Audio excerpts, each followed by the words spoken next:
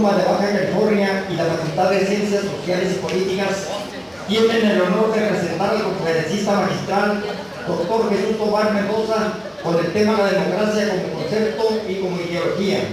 A continuación voy a leer una parte de su trayectoria académica.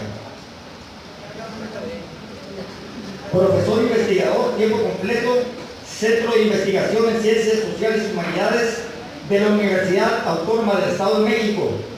Doctor en Ciencia Política, Flaxo, sede México. Magíster en Gestión y Políticas Públicas, Universidad de Chile. Licenciado en Sociología, Pontificia Universidad Católica del Perú.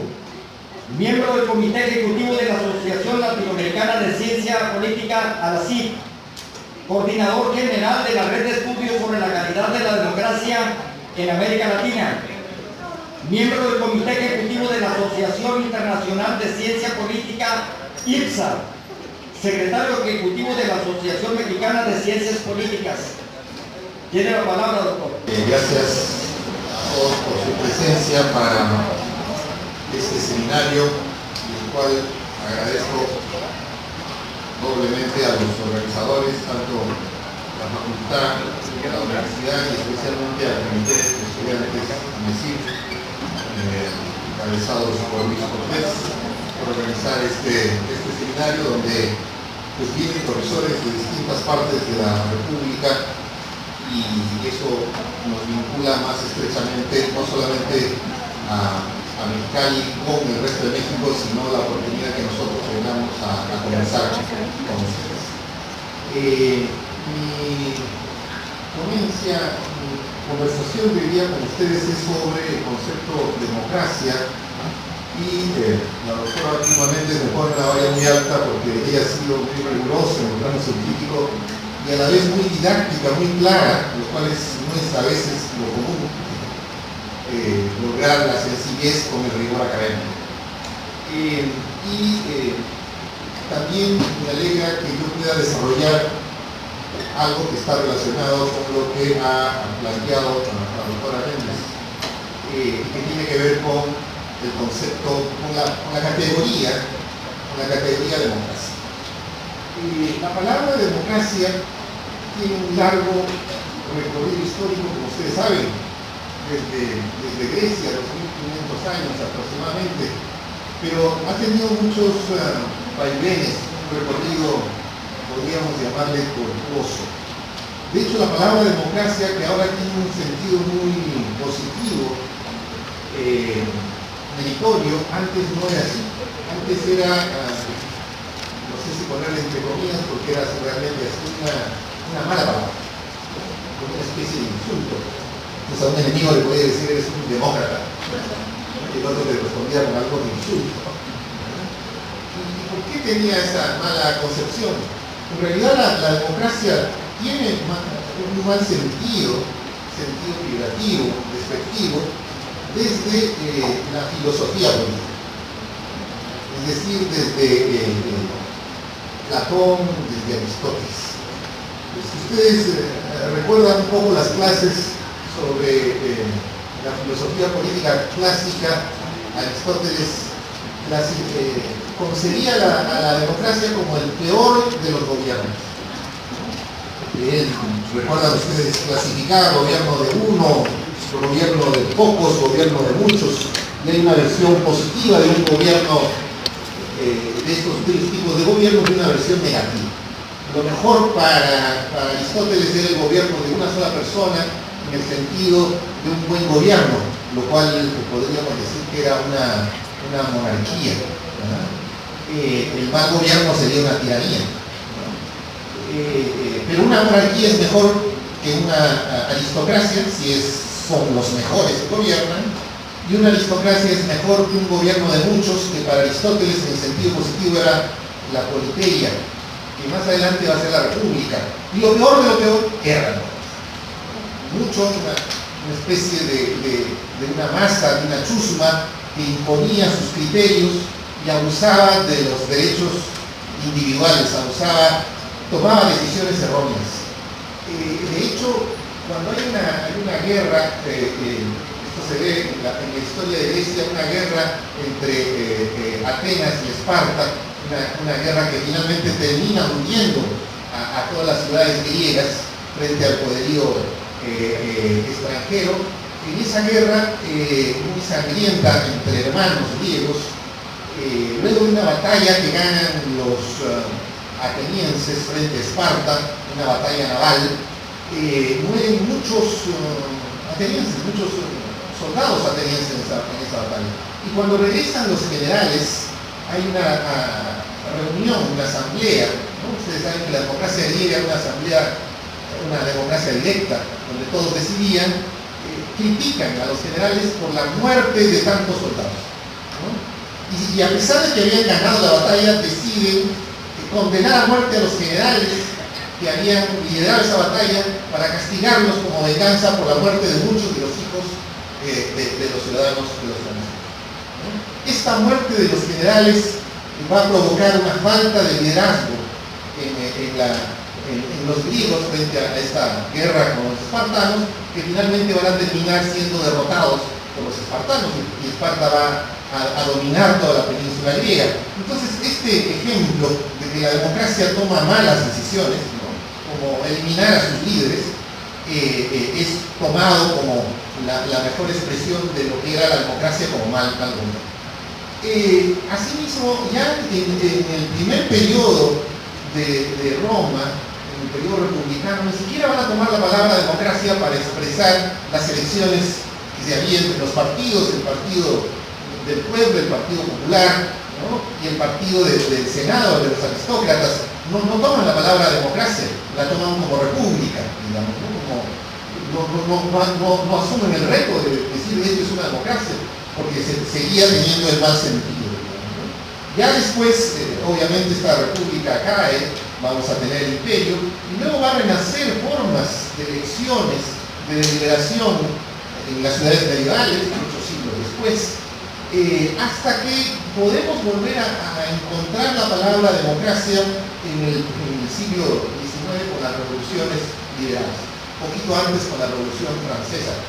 Recuerden que muy cerca de la Revolución Francesa está la independencia norteamericana, está la formación de un nuevo Estado, y tampoco asumen la palabra democracia como forma de gobierno de esa reunión de las colonias, y le van a llamar república, ¿no? Ahí resurge otra vez la idea de república, un gobierno de muchos, pero en el buen sentido. Todavía la democracia no era bien vista.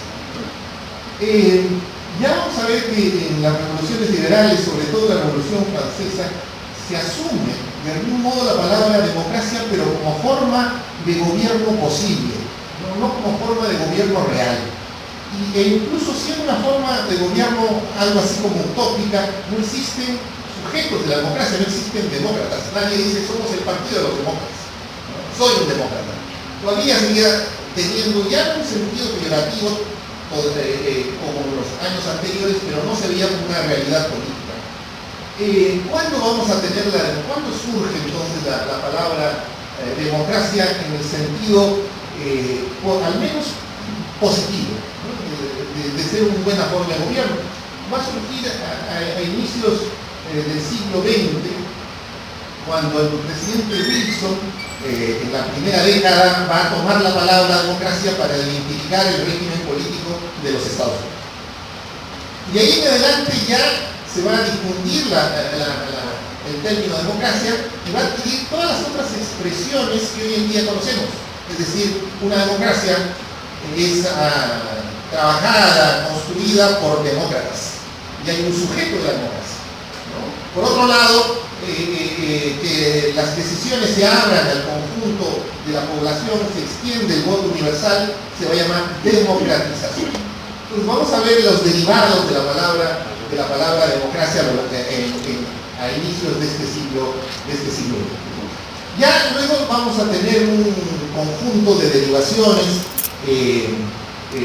tanto en el plano común y corriente, que las personas van a usar el término democracia, como en el plano académico, ¿no? Al inicio en la filosofía política y luego ya a mediados del siglo XX en la ciencia política. Pero bueno, entonces, digamos hoy en día donde la palabra democracia es la más conocida, la que legitima a toda autoridad política, ¿no? Y ahí coinciden todas las personas, Ahora sí es una buena palabra. Alguien puede decir orgullosamente soy demócrata, aun cuando no lo sea. Hay incluso dictaduras que se van a tratar de lavar la cara, de presentarse mejor poniéndose la palabra democracia, ¿no? República Democrática Alemana, ¿no?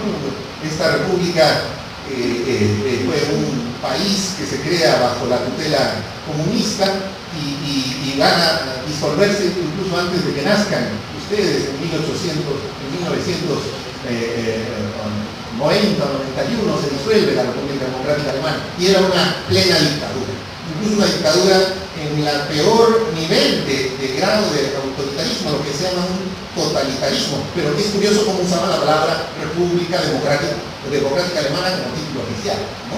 Más conocida como la RDA, ¿no? En la RDA todos los ciudadanos tenían un file, un archivo de sus actividades personales, incluso íntimas, sobre sus amigos, sobre su sexualidad. Todo se espiaba mutuamente, ¿no? El servicio de inteligencia está abarcado por muchos cientos de millares de ciudadanos, ¿no? Eso va a servir muchos años más tarde para que cuando ya no existía este régimen se pudieran hacer estudios de ciencias sociales, porque el nivel de seguimiento, como son muy disciplinados los alemanes, era muy riguroso de cada uno de los miembros de este país, que luego se integra la República Federal Alemana. Entonces tenemos la democracia como un referente hegemónico dentro del lenguaje común y corriente, también dentro del lenguaje de la filosofía y de la ciencia política. Sin embargo, si preguntamos a la gente qué es democracia, vamos a ver muchas discrepancias, ¿no? Así como comunistas se autodeclaraban demócratas, vamos a ver, por ejemplo, que el nivel de aceptación de la democracia, que dicen que la democracia es buena, es muy alta en Venezuela, ¿no? Donde hoy en día ya está declarada casi oficialmente que es una dictadura, ¿no? Vean ustedes qué entienden los venezolanos por ser democracia. No solo recogen las encuestas, como ya mencionó la doctora Méndez, el Latinobarómetro, hay otros tipos de encuestas que le preguntan a la gente, ¿y usted refiere una democracia como el mejor régimen político? Y van a decir que sí.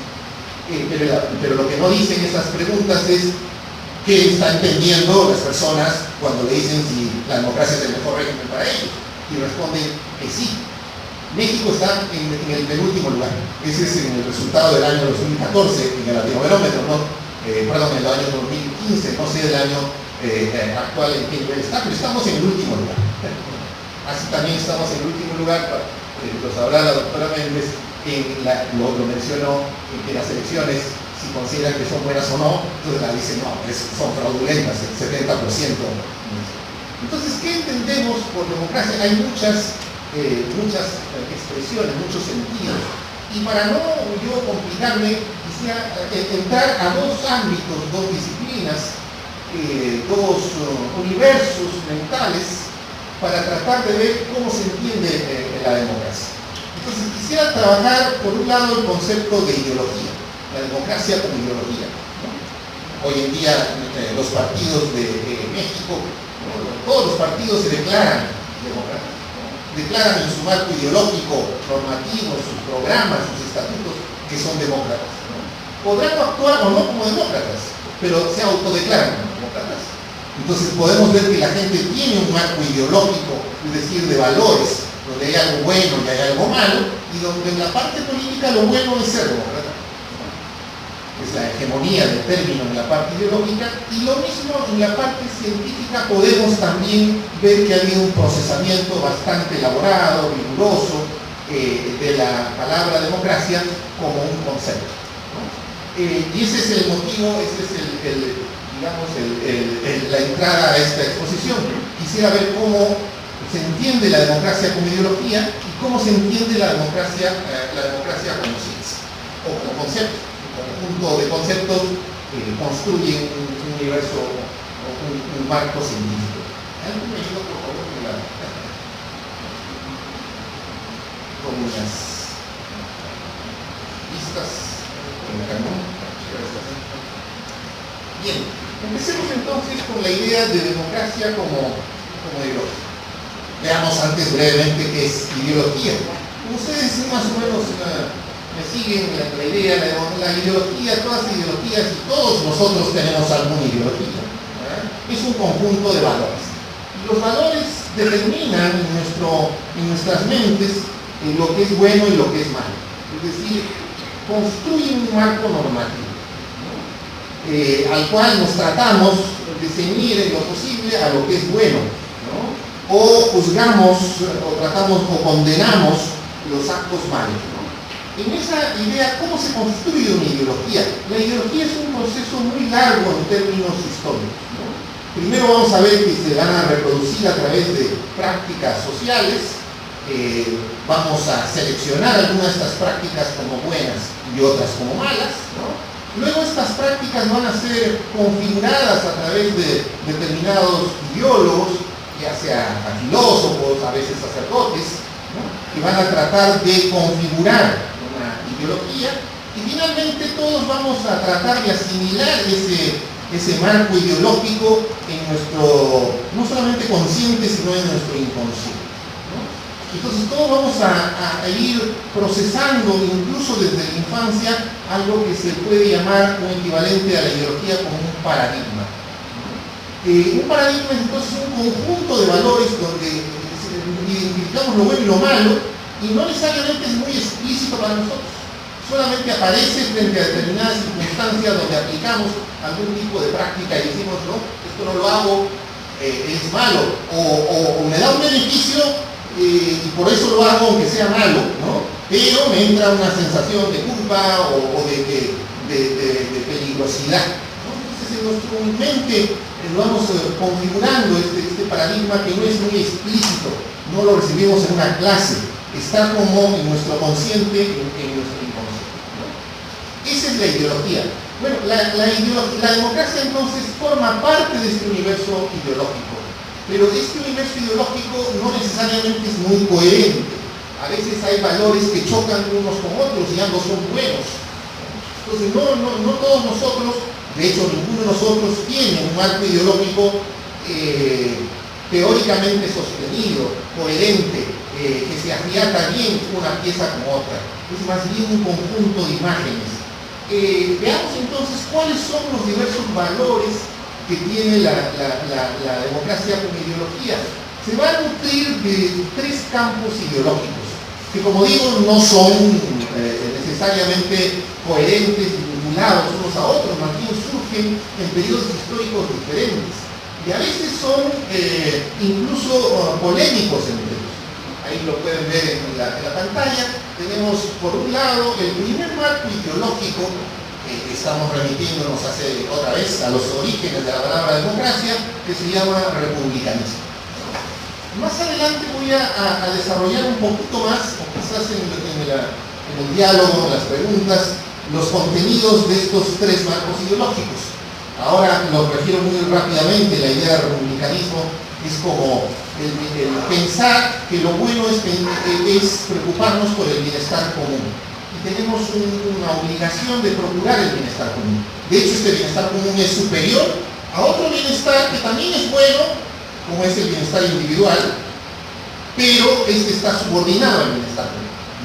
Esto se refleja en una anécdota de una madre griega que espera el resultado de una batalla. Entonces viene el mensajero a decirle: señora, sus hijos han muerto, y la madre griega le dice: oiga, primero empiece por lo principal, ¿quién ganó la batalla? Entonces ella está preocupada por el bien común, por su ciudad, ¿no? La vida de sus hijos está subordinada, ¿no?, al bien común, ¿no? Y bien común trasladado al latín es res publica, la cosa de todos, ¿no? De res publica viene la idea de la pública. Bueno, este es brevemente, digamos, este universo ideológico que va surgiendo hace muchos años, 2500, y luego va a ir como teniendo su propia derivación en las ciudades medievales, en la filosofía política, ya sea en los hechos y en el pensamiento, y luego va a surgir otro universo ideológico que es distinto al anterior, y es el liberalismo, ¿no? Mucho más recientemente, más que 2500 años, estamos hablando del siglo XVII en Inglaterra, donde surgen los primeros teóricos liberales, quizás el más importante de ellos como fundador, John Locke, donde ya no es la idea del bien común, de todos, de la comunidad, sino es la idea del individuo y sus derechos. Nadie nos puede imponer un derecho ya sea del Estado, sobre nuestro derecho individual, ¿no? ¿Y quién lo hacía? ¿Quién era el abusador de los derechos de las personas? Era el Estado. Entonces había que luchar contra ese Estado. ¿Y cómo lo luchábamos? ¿Cómo luchamos contra ese Estado? Pues no desapareciéndolo, que eso va a ser una alternativa, se va a llamar anarquismo o comunismo, sino limitándolo, ¿no? Haciendo que ese Estado se ponga límites, se divida en poderes de tal forma de que reconozca que lo más importante no es el Estado mismo, sino son los individuos que forman parte de ese Estado y que tienen derechos que el Estado protege, ¿no? Y esos individuos se van a llamar ciudadanos. Entonces ahí surge esta idea liberal que, como ven, ya no tiene el foco como el republicanismo en la colectividad, sino tiene el foco en el contrario, que es el individuo. Fíjense cómo son dos universos conceptuales, dos universos ideológicos que van surgiendo en distintos siglos, opuestos de algún modo unos a otros, pero que van a nutrir finalmente al marco ideológico democrático 3-4 siglos después, en el siglo XX. Y el último universo ideológico que finalmente llega a ser contemporáneo para el concepto actual de democracia surge con el socialismo, ¿no?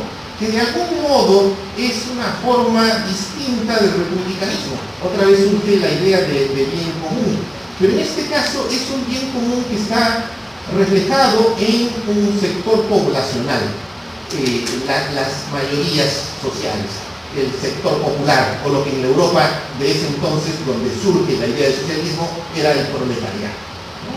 Es decir, el proletariado refiere en términos cuantitativos, no es así en América Latina en el siglo XX, pero en Europa sí, en el siglo XIX, a las grandes mayorías sociales.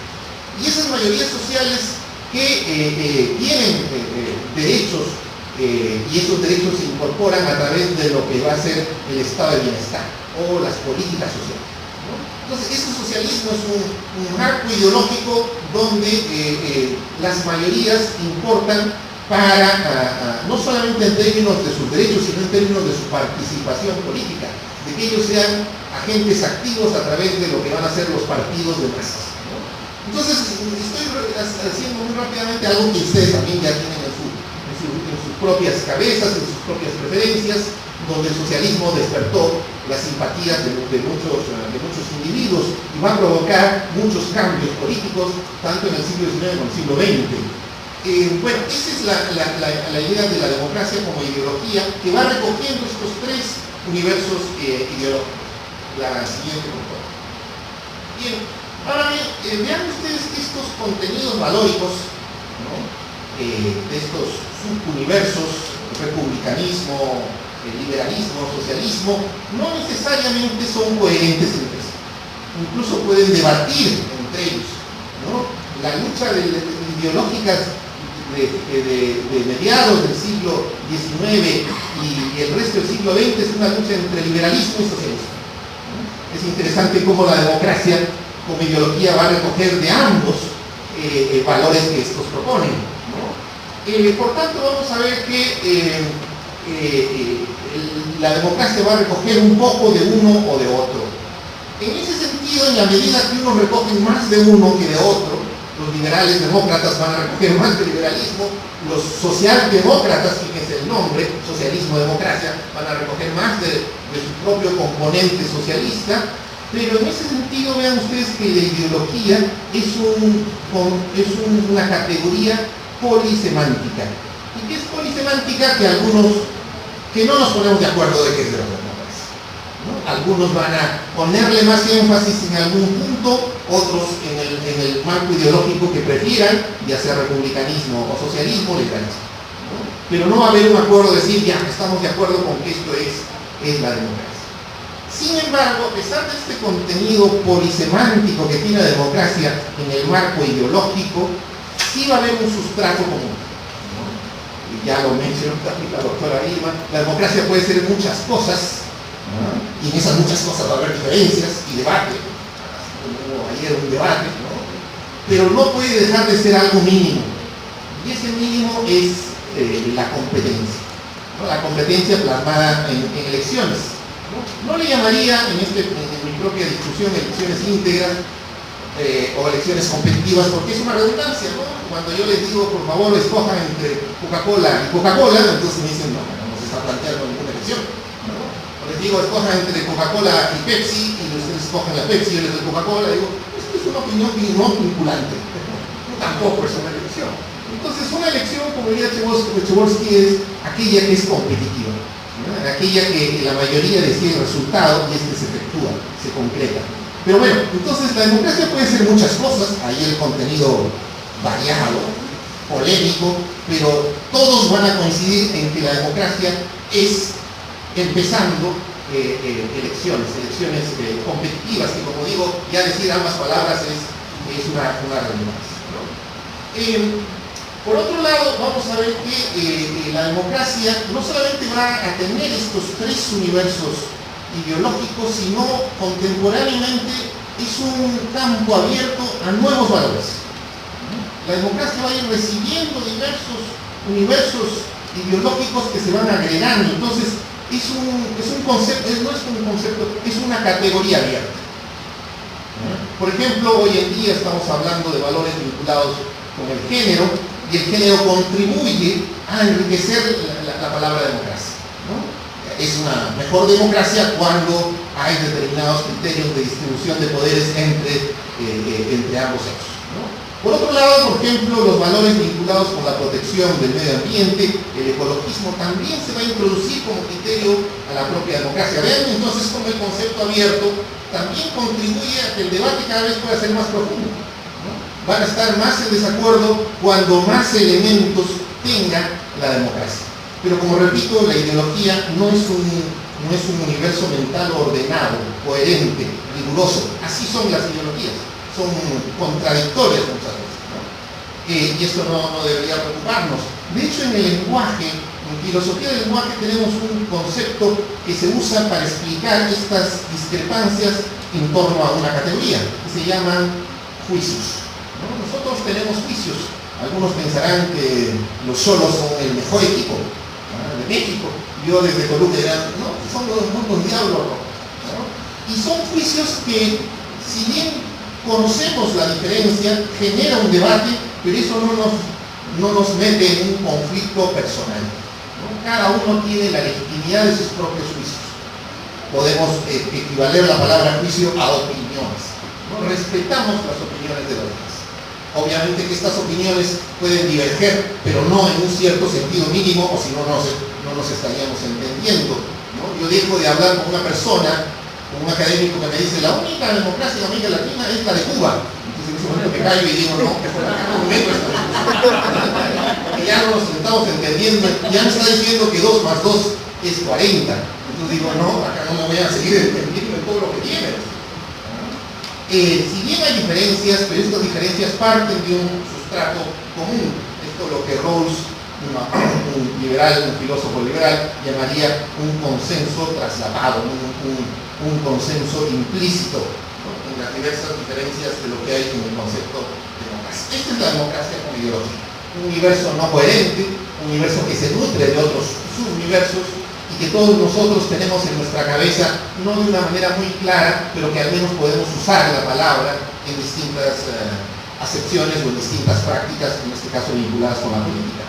Veamos entonces ahora el otro subuniverso, ¿no?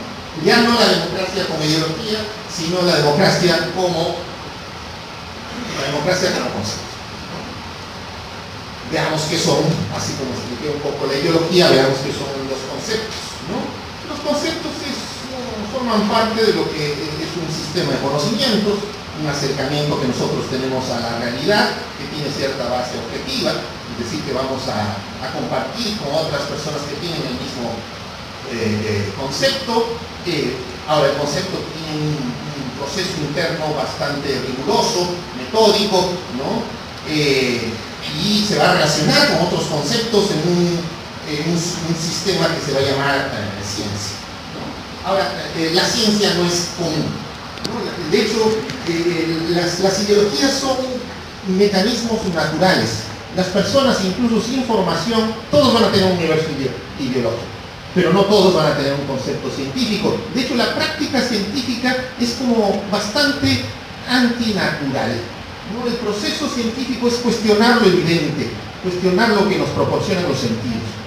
Y así se va a plantear una práctica muy rigurosa, de difícil aprendizaje, ¿no? Y que tiene determinados requisitos. Ahí pongo algunos de los requisitos, de lo cual, o por ejemplo, y me alegra mucho que la doctora Méndez haya tratado de resaltar algunos de ellos, ser parsimoniosa, ser muy clara, las respuestas sencillas podrían ser las más verdaderas, ¿no? No hay que complicarse la vida. Si uno se complica y no entiende, quiere decir que la cosa no está bien, ¿no? Por otro lado, tiene una validez fáctica. La ciencia se construye en referencia a hechos que recogemos, que sistematizamos en la recolección de datos. La ciencia también es un universo sistémico, es decir, está vinculado con otros conceptos. Uno no descubre el hilo negro, el agua tibia, ¿no? Hay bibliografías. La ciencia tiene un rigor interpretativo. Luego los datos les agregamos nuestra propia manera de ver los datos, que otro investigador viendo los mismos datos va a decir si es razonable la interpretación que usted da de esto, aun cuando no estoy de acuerdo, o va a decir si estoy de acuerdo con esa interpretación, y va a tener también una crítica intersubjetiva, al menos de las ciencias sociales. Quiere decir que la validación final de nuestros conceptos a nivel científico la van a dictaminar colegas que comparten nuestra especialidad, ¿no? Esto es lo que podemos llamar en una tesis un jurado, o de lo que podemos llamar en los artículos que presentamos en las revistas un arbitraje. Entonces hay un componente intersubjetivo en la ciencia, ¿no?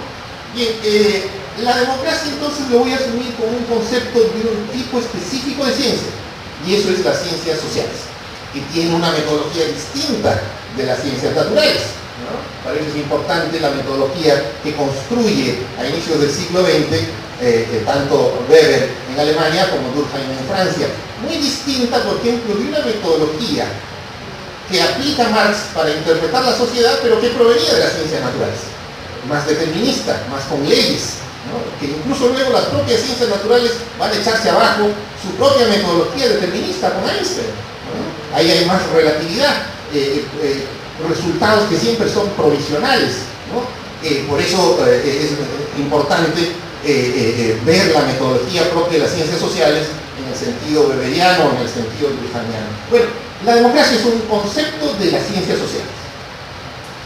En segundo lugar, una democracia como concepto tiene ciertas pretensiones, ¿no? Que nos va a llevar a algo distinto de ideología como democracia, como algo ideológico, que es la univocidad.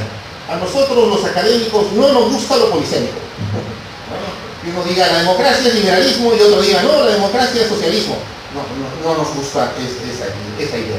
¿Por qué? Porque nos mete en un problema para la aplicación de la ciencia. Nosotros como científicos hacemos lo que la doctora Méndez les ha mostrado. Tenemos que medir, tenemos que decir si tal unidad empírica, tal realidad, tiene una determinada clasificación, categoría, donde unos son más y otros son menos, ¿no? Vean ustedes la doctora de lo simple que expone, y eso es un mérito científico, ¿no? De la selección de consejeros respecto, y esa rigor en seleccionar consejeros respecto de lo que sería un buen resultado electoral, lo que llama como integridad, ¿no? Entonces nosotros nos preocupamos en la ciencia como concepto, en que el concepto sea unívoco, o pretendemos que sea unívoco, ¿no? Vean ustedes que en la parte ideológica, ahí se respeta la polisemia, se respeta las opiniones de los otros. Mientras que nosotros en el campo científico tratamos de no tener tantas diferencias, de que en nuestro debate se pulan esas diferencias para llegar a acuerdos que nos permitan compartir uno de los objetivos importantes de la ciencia como disciplina, y vean que la disciplina entonces tiene ciertos requisitos, que es la medición, ¿no? Tenemos que decir al menos si esto es democracia o no es democracia. Vamos a ver en el mundo muchas instituciones que están, hay sitios web de cada una de estas instituciones que dicen, por ejemplo, en América Latina estas son democracias, y estas otras no son democracias. Van a coincidir, por ejemplo, en que Canadá, Estados Unidos, Brasil, Chile, Costa Rica son democracias, ¿no? No van a coincidir en algunos casos donde, a pesar de buscar esa univocidad, son casos confusos, oscuros, ¿no? Le llaman en inglés el Twilight Zone. Había un programa de terror que se llama Twilight Zone, la zona oscura, la zona confusa. Por ejemplo, hasta hace unos 2 o 3 años, Venezuela era un caso oscuro. Algunos decían que era democracia, algunos decían que no era democracia. Hace pocos días, el jurado electoral, no recuerdo cómo se llama en Venezuela, la Corte Electoral, el Consejo Electoral, prohibió que se haga un referéndum en base a las firmas que la Constitución dice. Entonces ya, ahora sí, la mayoría de los que decían que Venezuela estaba ahí como una semidemocracia, en ese campo, ahora ya es claro, ya Venezuela es una dictadura. En ese sentido, vean que la idea es poder coincidir en los parámetros de medición. Pero no solamente poder coincidir en parámetros de medición, sino en lo que corresponde a la segunda etapa de una ciencia, que es la explicación, ¿no? ¿Por qué un país es democracia o por qué no es democracia? ¿Por qué se democratizó de esta manera? En México la democratización fue un pacto acordado a través de cambios de reformas electorales. En otros países la democratización no se da así, ¿no? De hecho, en Chile la democratización hizo que los gobiernos posteriores a la transición los votos sean contados por el Ministerio del Interior hasta hace muy poco tiempo. Y nadie dudó de eso, nadie decía, no, pues el gobierno va a meter las manos. Recientemente, en la última reforma electoral, han autonomizado el árbitro electoral en Chile. Entonces, el siguiente punto de la explicación. Bueno, bajo esas dos fases de la ciencia descriptiva y explicativa, vamos a ver que la democracia como concepto también tiene 2 grandes etapas. En primer lugar, ya vemos en el plano científico más riguroso, vamos a ver que la democracia se va a asociar con un elemento central, ¿no? Que son las elecciones. A esa democracia se le va a denominar democracia procedimental, democracia mínima, democracia electoral, ¿no? Entonces, durante unos 50, 60 años, la democracia se reduce a ese concepto muy sencillo, muy simple. De hecho, ese concepto se le va a llamar un marco, así se le llama en inglés, delgado, ¿no? A thin concept, ¿no? ¿Por qué delgado? Porque tiene un mínimo requisito, ¿no? Que es elecciones. Eso nos permite distinguir lo blanco de lo negro, como si fuera la canción esta argentina, ¿no? Distinguir lo blanco de lo negro, el día de la noche. Pero luego, estoy hablando de un periodo que va de los años 40 a los años 70. El primero que trata de producir la democracia como concepto, darle un rigor tanto metodológico como aplicativo, va a ser Schumpeter, hacia fines de los años 30 del siglo XX, ¿no? Luego de esta herencia schumpeteriana, luego ya en el marco propio de la ciencia política, vamos a tener a Robert Dahl, que en los 60s y 70s le va a dar un componente de medición mucho más preciso, ¿no? Pero todo basándonos en esa idea básica. La democracia son elecciones realmente elecciones, competitivas, digo. Luego, ya a partir de los 80s, la democracia va a dar un giro importante. La democracia va a decir, lo dijo la doctora Méndez, hay muchas cosas más que la democracia. Bueno, es el segundo marco teórico de la democracia, va a decir, la democracia implica otros aspectos vinculados ya no solamente con las elecciones, sino con los ciudadanos, que los ciudadanos vivan bien, ¿no? Algo que en términos de oposición de palabra diríamos ya no solamente son procedimientos, sino también son contenidos. Y esos contenidos refieren a lo que más adelante, ya a inicios del siglo XXI, fines del XX, inicio del siglo XXI, se va a llamar calidad democrática. La democracia no solamente son elecciones, la democracia es igualdad, la democracia es que el gobierno sea sensible a las demandas de la gente, resuelva los problemas, la democracia es bienestar, ¿no? Ese es el giro normativo del concepto democracia, pero que no llega a ser un universo ideológico en el sentido polisémico, ¿no? Vamos a tener al profesor Leonardo Morlino, que va a sistematizar las variables de medición de la calidad democrática, de tal manera que podemos a nivel mundial hacer una clasificación, ya no de quiénes son democracias y quiénes no son, sino dentro del universo de las que son democracias, decir, estas son de alta calidad democrática, estas de mediana calidad democrática y estas de baja calidad democrática, ¿no? Y muchos van a coincidir. Vamos a coincidir, por ejemplo, que Chile, Uruguay y Costa Rica son países de alta calidad democrática. Fíjense ustedes, siempre la ciencia tiene esta pretensión de cerrar el concepto en el sentido de coincidir, de compartir con nosotros colegas. Este universo, este giro normativo de la democracia como concepto, a diferencia del sentido del marco delgado, se va a llamar marco grueso, ¿no? Podríamos decirle marco gordo, thick concept, se diría en inglés. Bueno, entonces vamos a ver que por un lado lo que he desarrollado es la democracia como ideología, ¿no? Llena de valores, algunos contradictorios, diferentes, lleno de debates, ¿no? Donde la democracia se ha reproducido en la mente de casi todas las personas en el mundo, ¿no? Todos la usan de una manera u otra, ¿no? Y por otro lado, la democracia como ciencia, como un concepto que tiene más rigor, que no pretende la polisemia, que lucha contra significados diversos, que pretende la medición, que pretende un rigor conceptual en base a determinadas exigencias mínimas, requisitos mínimos. Y ahora finalmente quiero plantear, el siguiente por favor, ¿cuáles son los puntos de encuentro entre estos dos universos? ¿No? La democracia como ideología, la democracia como ciencia, la democracia como un concepto científico. En primer lugar, la democracia en ambos aspectos ideológicos que todos ustedes tienen, todos tenemos, ¿no? De hecho, dentro de una persona, un académico, ¿no? Tenemos un concepto de democracia como ideología y tenemos un concepto de democracia como ciencia, que a veces no necesariamente puede ser muy compatible, ¿no? De hecho, podemos ser muy rigurosos en la democracia como concepto y en nuestra práctica común no ser muy demócratas, ser autoritarios, ¿no? Vean ustedes cómo hay esas contradicciones. Bien, decía entonces, ¿cuál es el punto de encuentro? Son dos universos separados, distintos. La democracia es algo diferente a los ideólogos y es algo diferente a los científicos, no necesariamente. Sí tienen una lógica propia, diferente, una lógica de aplicación distinta, pero hay puntos de encuentro. En primer lugar, ¿cuáles son esos puntos de encuentro? La ideología democrática y la democracia como ciencia se nutren de la misma historia.